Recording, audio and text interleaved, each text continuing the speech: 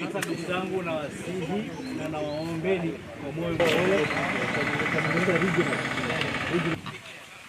Ilikuwa ni baiskeli tu inaonekana.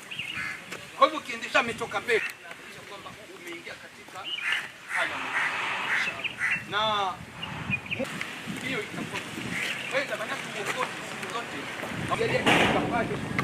wanapoelimishwa bodaboda asiwe pipa. Mke wa mtu akipotea ni bodaboda, watu wakipigana ni bodaboda, wizi ukifanyika ni bodaboda. Si hivyo, isiwe katika in political arena kuna watu wana plan assassination ili kuchafua jina letu.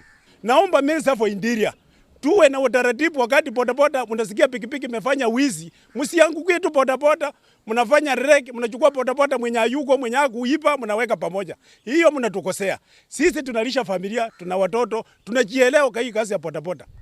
Inatakana bodaboda iheshimiwe katika nchi ya Kenya, maana upande wa kwanza ama upande mwingine ni kiungo muhimu sana upande wa security.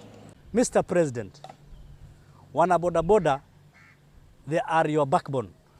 They have really supported you. They are the hustlers behind your success in the State House.